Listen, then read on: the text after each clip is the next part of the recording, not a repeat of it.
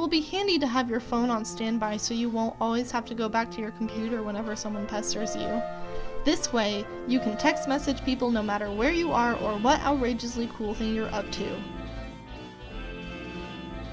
So cool. Joan, pursue adversary into that room. And even meanwhile, in the present, sort of, once again the slippery antagonist eludes you. You only find more of these unpleasant oily smears. Someone is pestering you. Both your PDA and computer register the message. This chum will know what to do. Alright, I'm out of my room now looking for my sis's game. Oh, good. Yeah, there's no sign of Ross yet. I hope he is okay. Well, if she comes back, I'll be ready. You better know what you're talking about, because this could get ugly. Brought my phone, and I took my awesome katana with me just in case things get too hot to handle, and they always do. You mean that cheap piece of shit you have on your wall? Fuck you. It's sharp, and it's awesome, and it's a sword. End of story. Okay, I don't really care. I'm in my room again. I really think there's someone else in this house. Like, monsters or something. Howie? I wish. Dude, monsters aren't real. It's stupid kid stuff for stupid babies. Maybe. Yeah, you're right. What are you, an idiot? Of course there are monsters in your house. You're in some weird evil monster dimension. Come on, skepticism is the crutch of cinematic troglodytes. Like, hey, Mom, Dad, there's a dinosaur or a ghost or whatever in my room. Yeah, right, Junior, go back to bed. Fuck you, Mom and Dad. How many times are we gonna watch this trope unfold? It wasn't goddamn funny the first time I saw it. Just once, I'd like to see Dad crap his pants when a kid says there's a vampire in his closet. Oh shit, everyone in the minivan! Be the fucking Dad of the Year, right there. Okay, stop. What do I do? What do you have, a hammer? Man, so lame.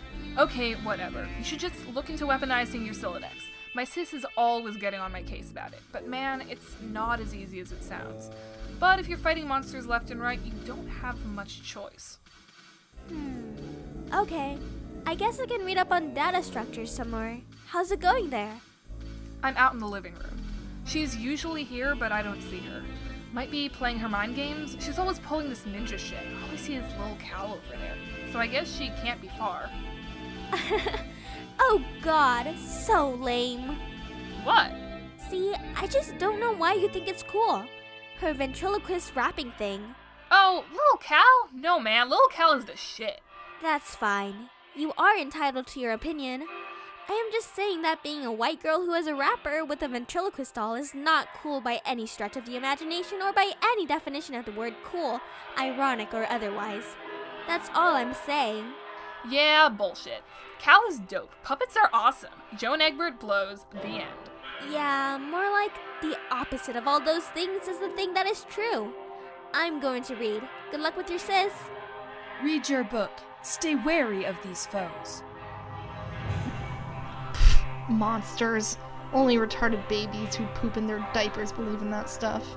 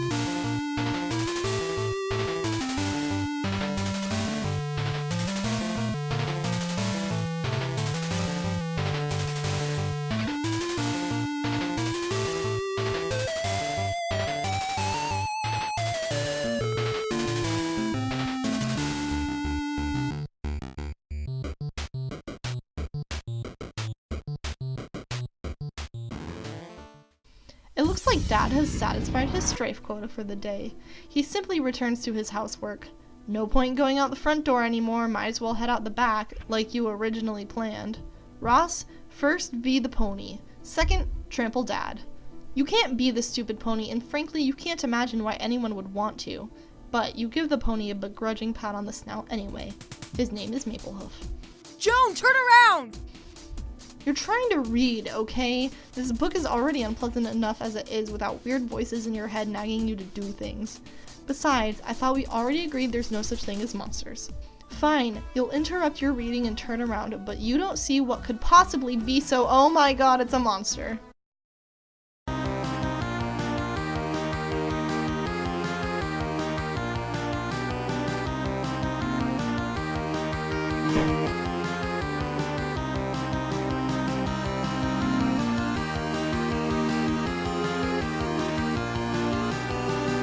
Ross, exit. You leave through the back door. Nearby is the transformer, which distributes electricity from the underground generator powered by the river flowing beneath your house. The transformer was struck by lightning though and no longer works.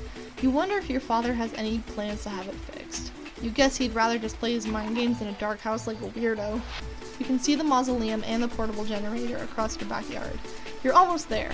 Ross, use umbrella. You regather your items and begin the soggy trek mausoleum word. Get up, Joan. This is no time for slumber.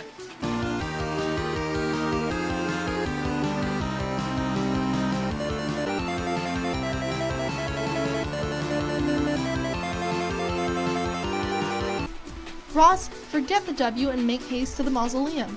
Retrieving the W never even crossed your mind. It's just a stupid magnet. Joan, salvage your weapon and fight on!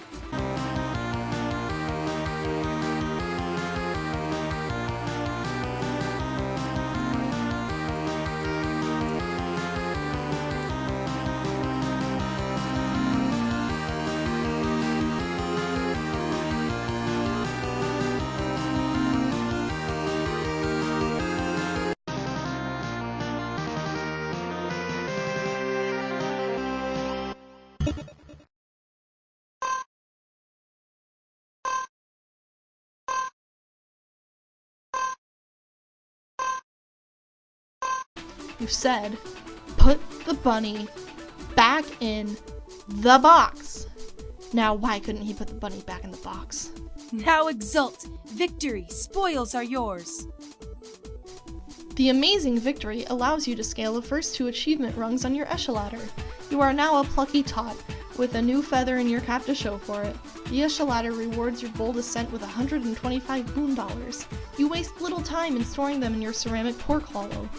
Additionally, climbing the rungs has boosted your gel viscosity and cash limit. By expanding your cash limit, you've made room for all that nice grist you just collected. You now have 32 fragments of build grist and 10 fragments of shale. What about that card? It seems the shale imp had allocated the bunny to its strife specibus. Sort of a stupid thing to use for a weapon, but you might as well grab it and stick the bunny in your strife tech while you're at it. It will, at the very least, be safer there. Okay. You group the 2 specified in your strife portfolio. No self-respecting strifer would be caught dead without one. Gather the scattered bits of your large hammer. Oddly enough, it seems breaking the sledgehammer altered the abstratus from hammer-kind to handle-kind, even going as far as expelling the head of your smaller hammer from your deck to force compliance. You didn't even notice in the heat of the battle. You grab the sledgehammer handle, expelling the useless Harlequin figure. Now repair the hammer. You merge the sledgehammer head with its handle and return it to your strife deck, repairing the hammer-kind abstratus in the process. The smaller handle is ejected from the deck since, of course, handles of any sort no longer belong in there, obviously. Fine. Now what? Dani is pestering you, but you don't have time to deal with her nonsense right now. Something is amiss in your room. You can't quite put your finger on it. Ross, hurry up and activate that generator. Fire up the generator and drag a cord into the mausoleum. It, of course, would be foolish to run the generator inside a confined space. Generator safety is everyone's business. Sorry, Jesse. Have to make space for the laptop. Besides, your final resting place is already a mockery. You should have decomposed years ago under a bed of petunias like a normal cat, not given to a taxidermist and fitted with a tiny custom-tailored suit and then stuffed in a coffin built for infants. You plug in your laptop and connect to the internet signal again. Everything predictably falls out of your Solidex, but you're not about to get bent out of shape about it. You have bigger fish to fry. Looks like Dani noticed you're back online. She pesters you like clockwork. And then there's Joan. What on earth is she up to now? The door, Joan. Look at the door. You're right. Didn't Ross yank the door off its hinges and prop it up on your bed? Someone or something has put it back and left it slightly ajar. Incredibly alarming. Investigate. What? This is so outrageous!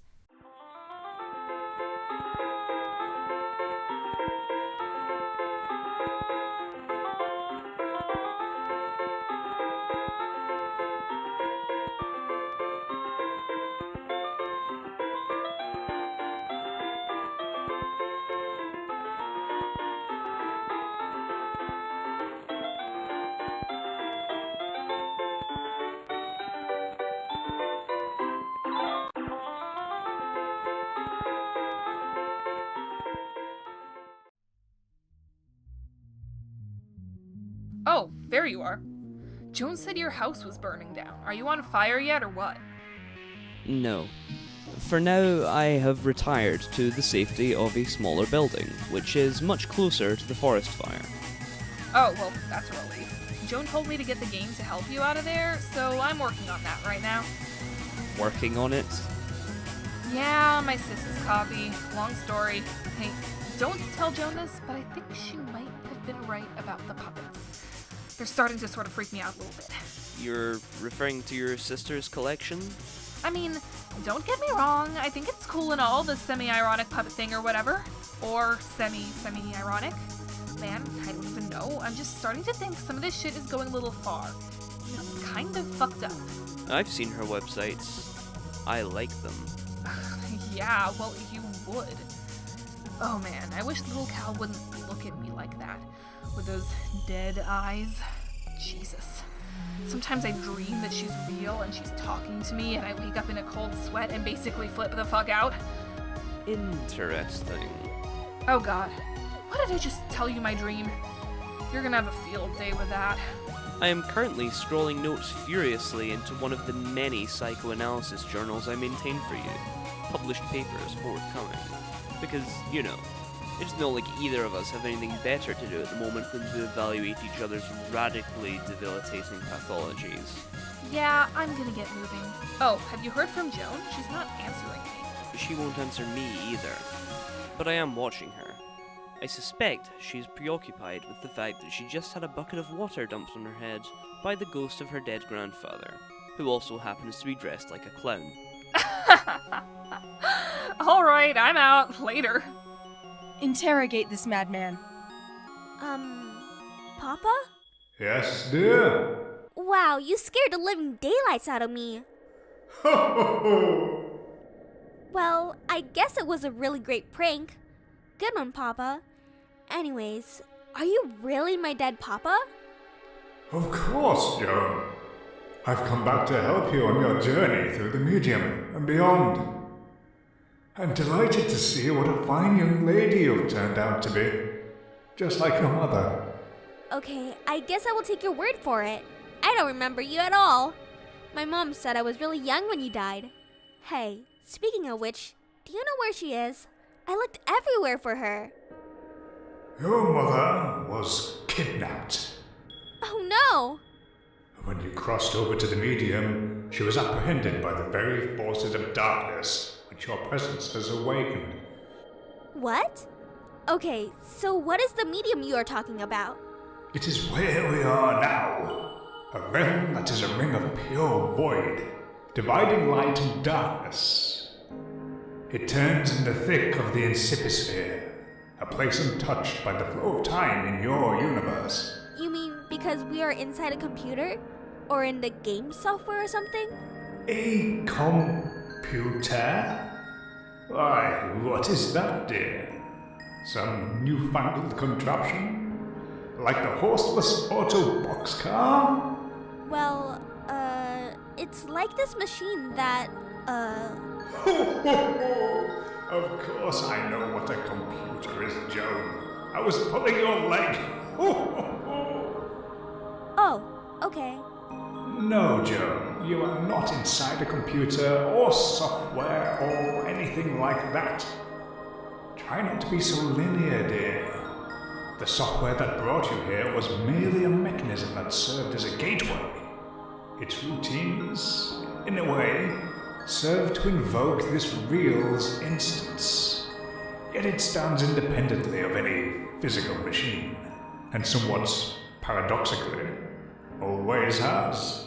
I'm not sure I get it, but alright. So, what do I actually need to be doing here? I think it would be best if we started with the big picture. Go on. Above the median, beyond the seven gates, residing at the core of the Inciposphere is a place known as Skaia.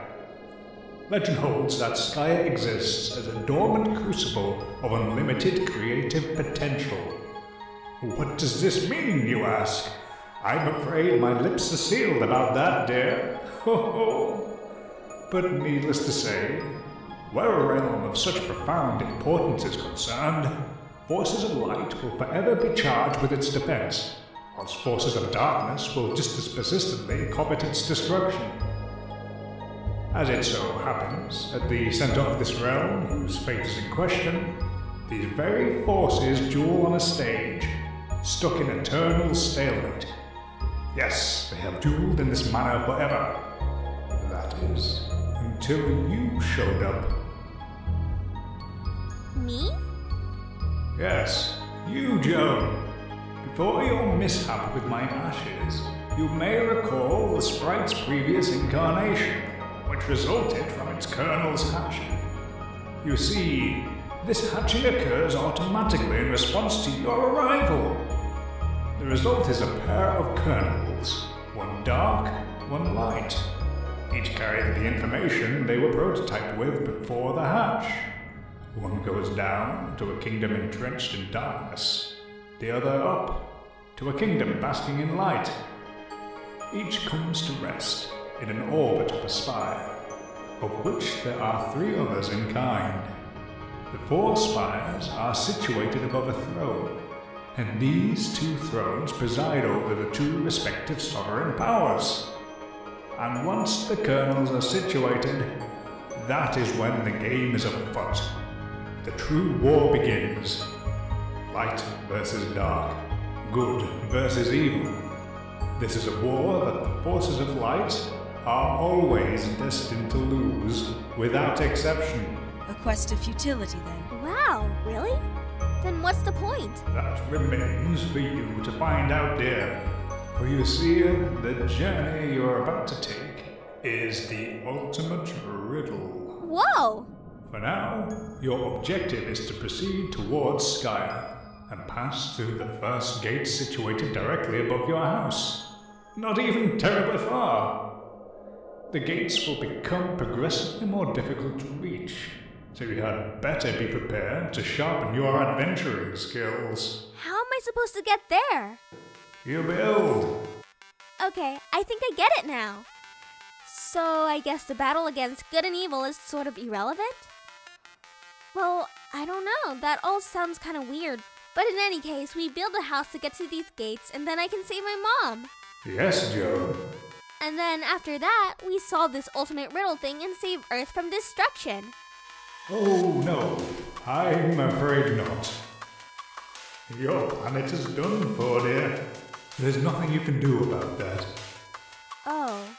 Your purpose is so much more important than saving that silly old planet, though. And that is? Yes, I will have to agree with the Floatman about that. Joan, you are such a good girl. I know you will succeed. Thanks, Papa. You are a good girl, and good girls deserve treats. Hooray! I am going to go make you some cookies. The man mentioned cookies. Pursue him. Oh, god damn it, that's just what you needed. More baked goods. Joan, you do not say no to cookies. I command you to get them. You totally abjure the hell out of that idea. You're so busy abjuring, you don't even notice Ross has been trying to pester you this whole time. You give Joan a swift drubbing in the noggin, but she is undeterred. That is some fit she is throwing. Perhaps you will take this spare moment to contemplate the Papa Sprite's strange tale. It may also behoove you to record your thoughts on these developments in your GameFAQs walkthrough. It can be hard finding time to update it. In fact, you're not even sure when you found the time to rate what's already there. Oh, is that so, Jessie? And just who do you think you're looking at with that smug grin? The last thing you need is sass from a dead cat. It's pretty much all her fault you're in this mess in the first place, so she can just button it. Joan, cookies, now. You refuse outright. This impudence is insufferable. Go get the cookies! Well, when you put it so politely, how can Joan decline? Joan, you are stupid. You really need to work on your manners. Stupid, stupid, dumb! That's not a command.